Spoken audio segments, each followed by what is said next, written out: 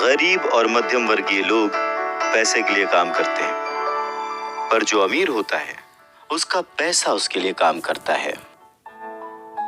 नमस्कार, मैं हूं अवधेश श्रीवास्तव और आज हम चर्चा कर रहे हैं रॉबर्ट टी कियोसाकी की लिखी book rich dad poor dad पर। स्कूल जाओ और मेहनत से पढ़ो, ये जो लाइन है, याद करिए, बचपन में हम सब ने सुना है और एक बार नहीं कई बार सुना है। रिश्तेदारों से, घर वालों से, टीचर से, हर एक से, स्कूल जाओ और मेहनत से पढ़ो। एक वक्त तो ऐसा लगता था कि बस पढ़ते रहो पढ़ते रहो पढ़ते रहो, पर जैसे जैसे समझ आगे बढ़ी, एक सवाल मन में घर करने लगा, आखिर हम पढ़ किस लिए रहे हैं? देखिए, स्कूल जाना और पढ़ाई करना ये बहुत ही अच्छी बात है, लेकिन अगर कोई काम किया जा रहा है तो वो किस वजह से किया जा रहा है ये जानना भी उतना ही जरूरी है। अपनी पढ़ाई पूरी करने के बाद हम सबसे पहले जॉब ही ढूंढते हैं ना, ये सोचकर कि जॉब मिलने पर हमारी सारी प्रॉब्लम्स दूर हो जाएंगी, पैसे मिल जाएंगे, हम घर बना लेंगे, गाड़ी खरीद लेंगे और जो भी जरूरतें हैं पैसे से जुड़ी हुई वो सब पूरी कर लेंगे। पर ऐसा होता नहीं है।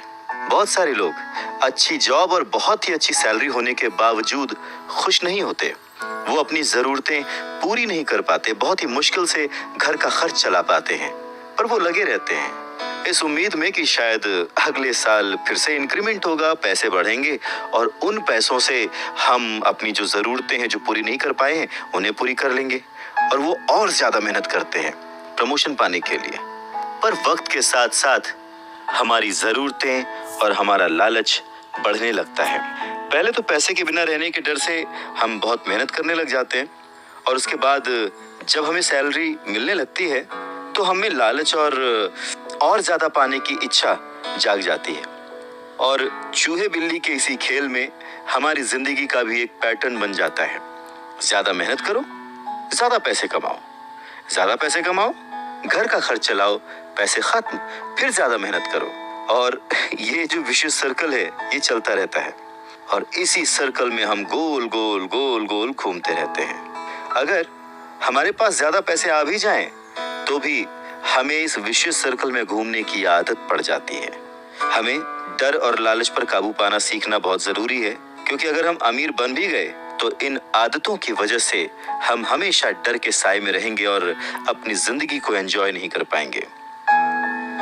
पहले के जमाने में शिक्षा एक जरिया थी लोगों की पर्सनैलिटी डेवलप करने का और आसपास के हर विषय में उन्हें जानकारी देने का।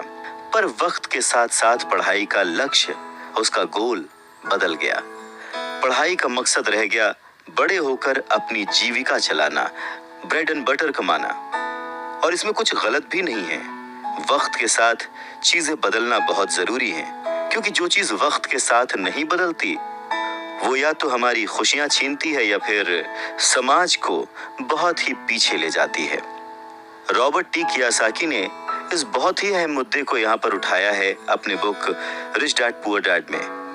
क्या खूब कहा है कि बचपन से ही अगर हम बच्चे को मनी को एज अ सब्जेक्ट बच्चों को पढ़ाना शुरू करें, उन्हें ये समझाना शुरू करें कि उसे कैसे मैनेज किया जाए, तो बड़े होने पर बच्चों की बहुत सारी प्रॉब्लम्स अपने आप ही सॉल्व हो जाएंगी। बच्चा खुद उन्हें सॉल्व करने की क्षमता रखेगा। पर कहीं ना कहीं रॉबर्ट टी कियोसाकी ने इस बात का पूरा ध्यान रखा है कि पैसे को रिश्तों के ऊपर न रखा जाए।